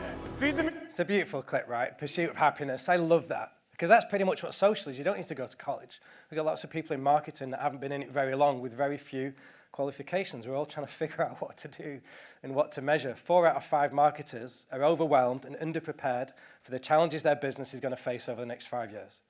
We're all terrified. We're peeing our pants trying to figure out what to measure, what platforms to go on, what content it is that we should create. We don't know. A lot of this stuff we still can't measure. You know, I'm a big believer that the world that we're in is probably going to change more over the next 5 than it has over the last 15. And there's a lot of reasons for that. I think what we should be doing is trying to get good. This is the social media piece. Steve Jobs used to say he loved Apple because it existed at the intersection of humanity and technology. But that's social media, isn't it? That's what we do. We get people and we get numbers. But often we kind of spend too much of our times at the extremes. This is, we talk about financial services. Let's talk about speed. Let's talk about why our jobs are so difficult and why they're going to change so much. This is the trading floor at UBS. It's 3,000 workstations. This is trying to figure out how to outcompete people based upon speed when you're doing transactions. So what's happening is they've got these algorithms in place, these AIs, of which IBM drives a lot of them, to try and get people to compete against their competitors. Companies are no longer competing against each other. They're competing against speed, right? I looked at some research going back to 1995, 20 years ago. So almost the time when the internet started, right? Kind of the early days of the web. 20 years ago, the average amount of time that people held shares in a company was 4 years. What do you think it is today? Anybody? 22 seconds. Average amount of time people hold shares in a company. If you think about a share as an interest in a company, we could kind of argue that people aren't interested in companies very much anymore, right? But yet our job is to try and get people to fall in love with companies, but we've got this speed and this noise, and it's getting worse and worse and worse. This is just a really quick visualization. This is actually 10,000 trades in 1 second, slowed down into a 5-minute video. And what you're actually seeing, well, I won't go into too much detail now, but you're seeing kind of an AI is bidding on everything on the stock exchange, figuring out which one is going to have a discrepancy in price between, say, 2 commodity exchanges, Chicago and New York. And even if the fiber optic line can't cope quick enough, at one point there's going to be a discrepancy, a very, very small one, but before the price catches up. So what you'll see is that the AI, 10,000 times a second, will go buy, sell, buy, sell, buy, sell, in order to try and capitalize on that tiny, tiny, tiny discrepancy. Survival of the fastest, right? What does that mean? For UBS, they say if they're 3,000th of a second faster than their competitors, they make an extra $20 billion a year. Isn't that amazing? It's like a third of the amount of time it takes you to blink your eye just from being faster than everybody else. Why is that interesting? It's exactly the same speed as Twitter, 10,000 tweets a second. It's exactly the same amount of Tinder swipes that we have a second now, 9,700. We've got to tell stories in swipes, all right? Facebook's got a beautiful line in one of its pitch decks. It says we've got to create thumb-stopping moments. Isn't that beautiful? Love that, 5-second attention spans. But how do we do it when we're dealing with kind of so much speed? So let me just give you some stats. I thought this would be more interesting than just a ton of bullet points that are a bit dull. 90% of all the data that exists in the world was created in the last 12 months. Of that, 80% of it is unstructured. No one can make sense of it. Only 0.5% has ever been analyzed. So it's equivalent to about 2.5 quintillion bytes of data is now being created every 24 hours. What does that mean? 18 zeros, by the way. Any mathematicians in the room? That's a company the size of Google is being created every single day. And analysts are saying that the digital universe is going to be 40 times bigger between now and 2020. And our job is to try and make sense of that. So, shit, man, if we think that our jobs are hard now, do you know what I mean? It's going to get infinitely harder between now and 2020. In 2020, by the way, there's going to be 1 million devices added to the internet every single hour. 1 million per hour in 2020. We're going to be marketing to machines and algorithms as much as we're going to be marketing to people. That's why we need technology platforms to try and make sense, find some sort of meaningful signal in the middle of all of that noise as we're trying to fight, this ridiculous battle for everyone's attention. It's hard work, isn't it? Trying to keep up. It's really, really hard. So let me try and talk to you about, I just want to say something provocative, and then I want to talk to you about community, and then we can wrap stuff up and you can all go about your day and try and make sense of all the cool stuff you've heard this morning. I wanted to show this, and I don't mean this to be in any way disrespectful to paid media marketers, to planners, to agency guys, anybody in social. If you look at a list of every company in the world, this isn't just Western and European, North America, every single country in the world who's spending more on digital, and you go back and look at who's spending more year on year, this is what the chart looks like. UK's number 1 last year, going to be overtaken by China this year. But if you look at that, 5 of the top 8 countries in the world are all in Europe, spending more and more and more money on digital. But what's happening is we're getting kind of so seduced by the shiny, the Snapchat strategies that we need, and of course we should go and drop 750,000 a day on a Snapchat story. But we often forget the traditional channels. We forget, this isn't just about social. We were talking about it before in the panel. This is about how do you join up with radio, TV, billboard, press, outdoor. I work a lot in Sweden, one of the most advanced countries in the world. Facebook don't even do that much testing anymore in Sweden because everything works, because the early adopters are just all over everything. Number 1 marketing channel in Sweden, still direct mail. And you've got this huge disconnect. And you've got email, still one of the most popular channels in the world by miles. And often what happens in our little world is we forget because we get siloed. And we just look at the social bit because it is new and shiny and super fast. So my favorite stat that I heard when I started working with Facebook in my Phones For You days, we have on average 140 friends. And actually, it's almost physically impossible to have more than 140, 150 real relationships. It's called Dunbar's number. And if you get new people in, often somebody falls out the back, but ultimately you've got 150 people. Now, if in a perfect world, I give them a piece of content and that gets shared with somebody else, because it's awesome, that's 19,600 people. If they share with their network of 140 friends, that's 2.7 million people. So within 4 generations, I've got 2.7 million people. So of course we're going to get excited about social. Seth Godin talks about this a lot, but he turns it on its head. He says the responsibility we've got of marketers is to look at the small audiences and the scale that we're most likely to have. So think about this. If you guys go out of here today and inspire 6 people to go and change something, for the rest of your life, that's all you do is inspire just 6 people. And those 6 people go and inspire another 6 people by trying to change whatever industry it is that you're in. You know, within 10 generations, I'd reach everybody on the planet based upon just 6 people. It's amazing, isn't it? We kind of think this law of big numbers, but we forget about a lot of the small stuff. So what does it mean if you look at the social channels? Let's compare them to every other digital channel. In fact, let's compare them to TV shows. In terms of actual engagement, actual eyeballs, like I said, I mean, no disrespect to social guys or to any of the social networks. But if you look at, say, the video metrics of the eyeballs, where do you think? And yet we're spending all of our money in a lot of these places. Now, it's not to say that you shouldn't spend it on Facebook. It's like that's got to be part of a very integrated, holistic strategy that crosses over everything, including sales, marketing, customer service. Most businesses don't even share their own customer service data between their own sales and marketing teams. One of the biggest problems they've got. You're probably thinking this is all global stats, right? So what about the millennials? Because, of course, we're trying to target the shiny people because they're the future. They're going to change stuff. Millennials are kind of not even fucked as well. Then don't even make the top 20 in terms of actual engagement. And yet you saw NRF maybe in New York a couple of weeks ago, 85% of people don't watch TV anymore. It's completely false. TV is still the #1 channel. but often we forget of kind of what all of that looks like.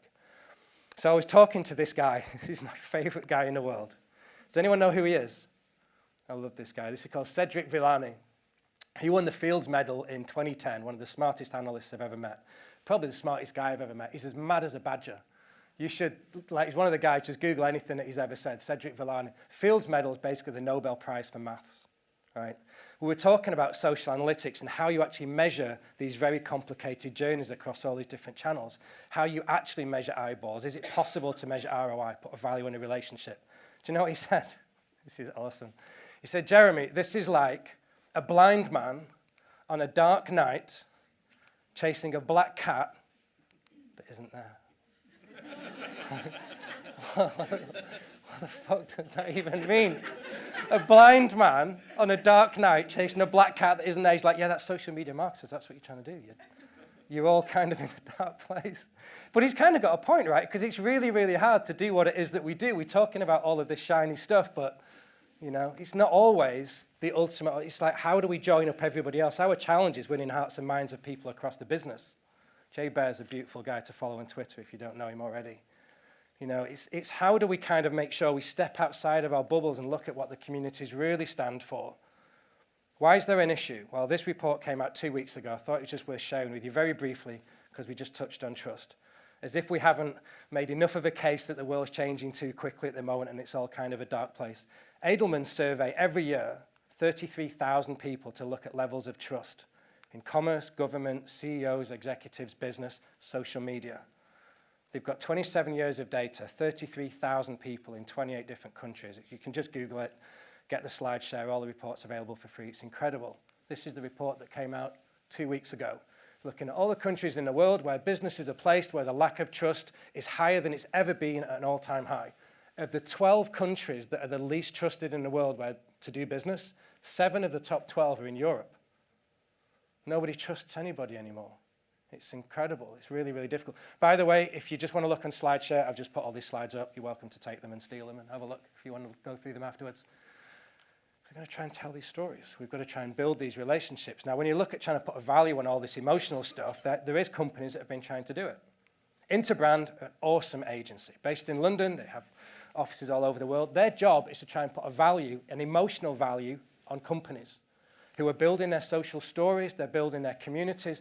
But what does it actually mean if you've got all these people that love iPhones, not necessarily in the commercial value, but on the community that they've got? So what Interbrand does is put a value on that, and they do these trackings once a year. They try and figure out the biggest brand in the world. They still argue over the values because there's so many assumptions to be made, but the stat that came back from Harvard about it was in spite of all of this stuff, 77% of consumers apparently don't want a relationship with a brand anymore.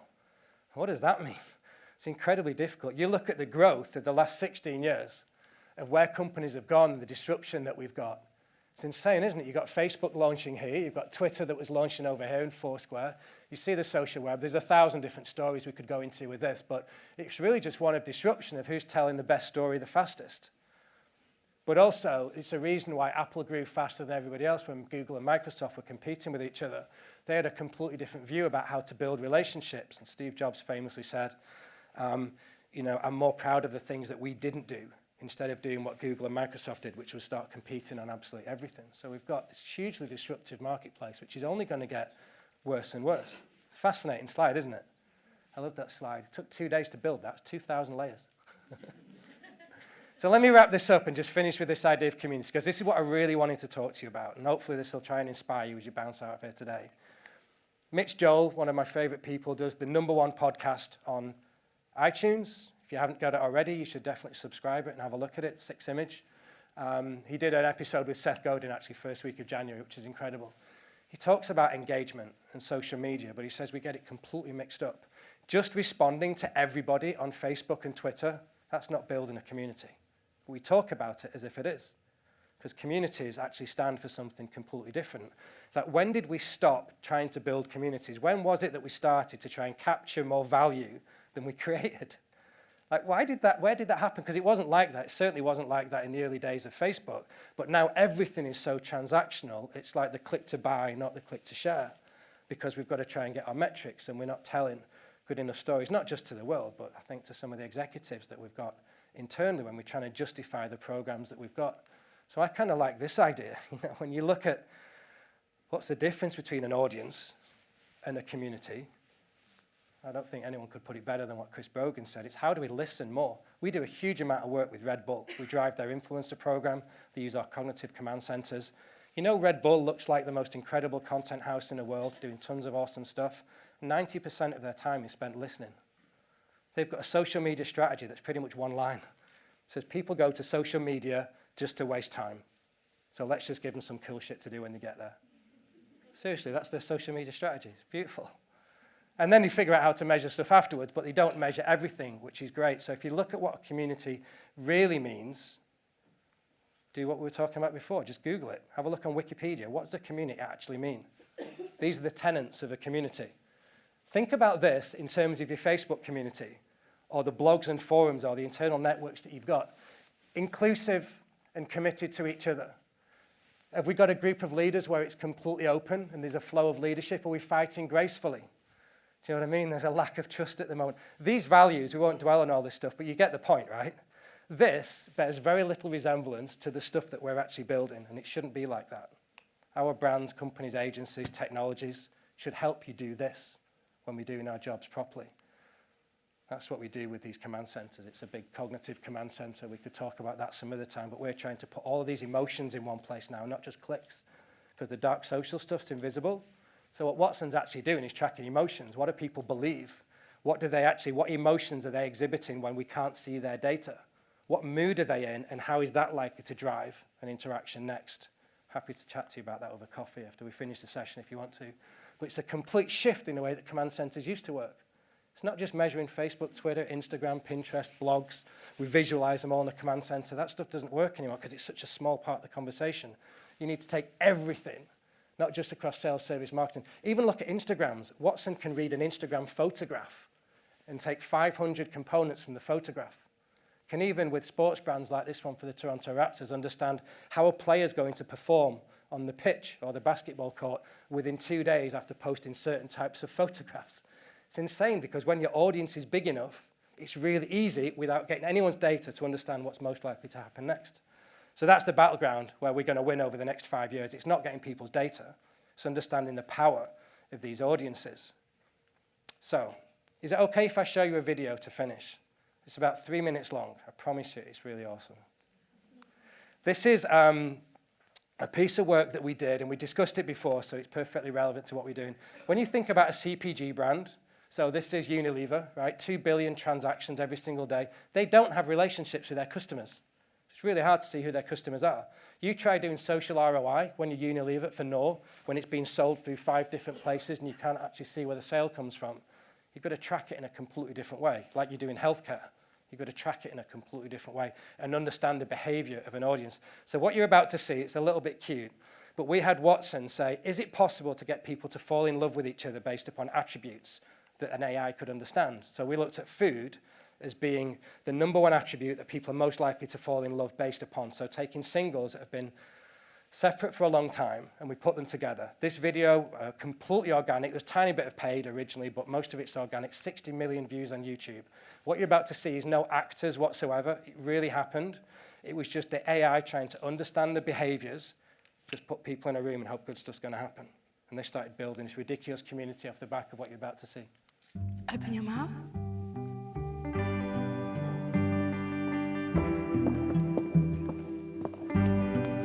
Hi. How long have you been single for? 6 months now. 3 years now. Why? I don't know. That's a complicated question. How would you define love? Passion. Agony. It's that thing that people sing about all the time. My ideal partner would be... Secure. I like them to be a combination of elegance and clumsiness. What are your favorite flavors? I like hearty stuff. Love fish. I love spicy food. I have really high tolerance to spicy food.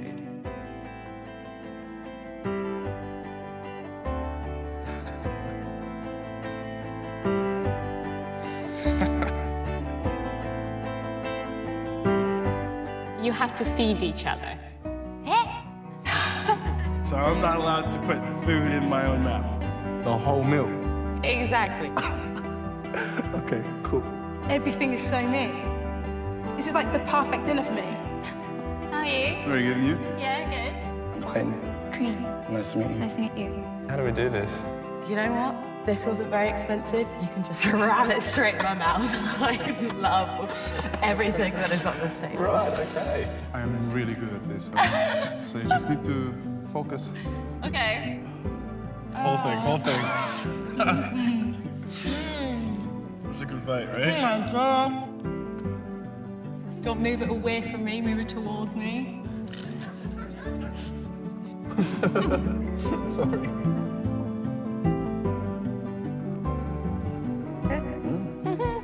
It's very cute when you feed me, you know.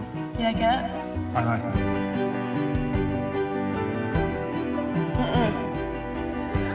Yeah, baby. Okay, just put it in.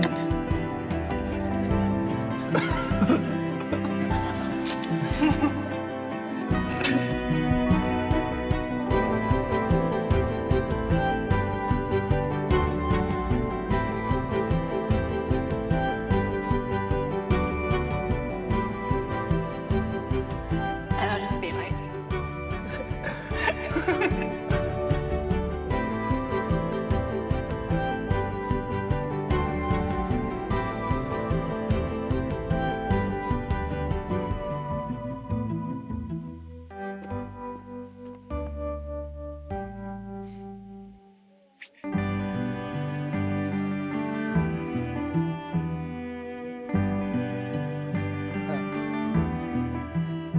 Isn't that cool? 60 million views, won a Cannes Gold Lion. Who says that you need short video content if you understand your audience well enough? You know, but that's the sort of stuff that we need to be building. So just to try and wrap this up, right? How do we get people to fall in love with brands anymore? Is it even possible to try and get people to fall in love with a brand? Well, you just saw an AI bring people together to do stuff that humans were never able of doing. You know, we're doing this now within ads to try and understand the attributes of people and try and connect them all and stuff. How do you get people to fall in love with a brand? Let me tell you how I fell in love with IBM in the last 30 seconds without trying to cry. All this stuff that you're seeing today,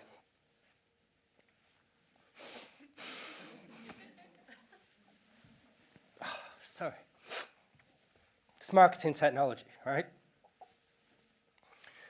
This is my little girl.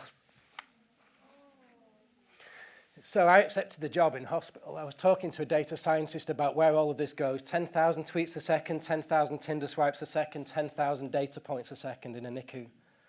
In a 20-bed unit over the course of a year, that's 9.3 million decisions the nurses have to make. They're basically using marketing technology, exactly the same stuff for customer journeys, to track millions of unique customer journeys. Is also trying to help to figure out how to predict 24 hours ahead of time whether or not kids could die, what type of diagnosis. Both of my little girls, identical girls, Petra and Matilda, were given 0% chance of survival. And yet the data scientists I was talking to, I'm like, where does all this data go? Are you doing anything with it? They're like, at the moment, we're not, because it's just in too many places and we can't make sense of it. But we're doing this project with IBM. Do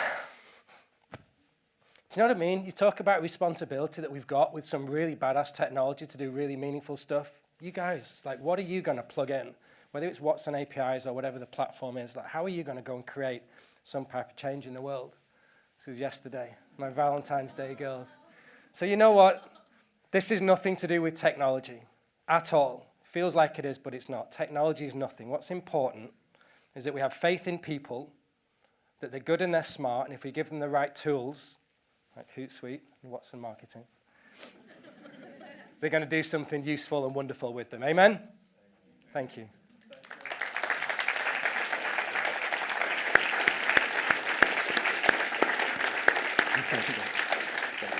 Sorry, I didn't know. That's the thing. Oh, feedback. Thanks, Jeremy. Thank you to our speakers, Sid, Mike, Ryan, Amy, Susan. That's the end. That was, whoa, a bit emotional. The objective was to inform, educate, and excite, or even inspire. Hopefully we achieved that today. We have a networking session outside. If I see any moments going on, then you'll be spotted and called out. So Thank you ever so much for taking time to spend time at Hootsuite this morning. And our speakers, hopefully you've had a great time. Please enjoy the session. Networking, coffees and bits and pieces are served where we met at the reception. So have a great day. Thank you.